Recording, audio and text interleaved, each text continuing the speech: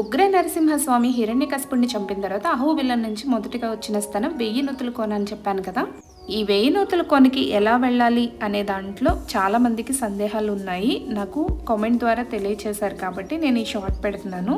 నేను మ్యాప్లో చూస్తున్నది స్వామివారి మొదటిగా అహోబిలం నుంచి 1000 నూతులకు వచ్చిన రూట్ అనమాట. వెళ్ళేటప్పుడు దారంతా చామంతి తోటలే కనిపిస్తూ ఉంటాయి. కడప బస్ స్టాండ్ నుంచి 13 కిలోమీటర్ల దూరంలోను, కడప రైల్వే స్టేషన్ చేరుకుంటే 71 కిలోమీటర్లలోను, కడప ఎయిర్పోర్ట్కి రీచ్ అయ్యాము అంటే 44 కిలోమీటర్ల దూరంలోను ఈ 1000 నూతుల కోనకి చేరుకోవచ్చు. కడప నుంచి మేము డైరెక్ట్గా పుట్టపర్తి చేరుకొని అక్కడ 2 రోజులు ఉండి అక్కడి నుంచి మిగిలిన టెంపుల్స్ చూసుకున్నాము. 1000 నూతుల కోనకి గండి క్షేత్రం కూడా చాలా దగ్గరగా ఉంటుంది.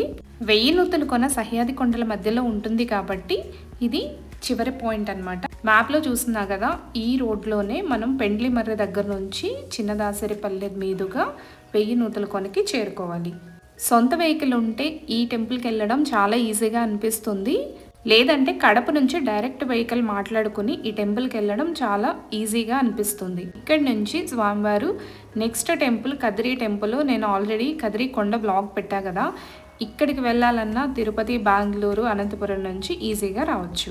హిరణ్యకశిపుడిని చంపిన తర్వాత స్వామివారి ఉగ్ర రూపంతో తిరిగిన అడవి ప్రాంతాలు ఇవన్నీ కూడా, ఈ క్షేత్రాలన్నీ కూడా నరసింహ స్వామి వారి ఉనికిని తెలియచేస్తూ ఉంటాయి. స్టే చేయడానికి ఎలాంటి ఫెసిలిటీస్ ఉండవు కాబట్టి మార్నింగ్ టు ఈవినింగ్ మాత్రమే ఈ టెంపుల్స్ దర్శించుకో. కడప నుంచి చేరుకోవాల్సిన రూట్ మ్యాప్ అయితే చెప్పాను, అర్థమైందనే అనుకుంటున్నాను. అర్థం కాకపోయినా నాకు ఇంతవరకే తెలుసు. యాక్చువల్లీ మేము బైక్ మీద వెళ్ళాం కాబట్టి బస్ అండ్ ట్రైన్ జర్నీ అనేది నాకు ఎక్స్పీరియన్స్ లేదు.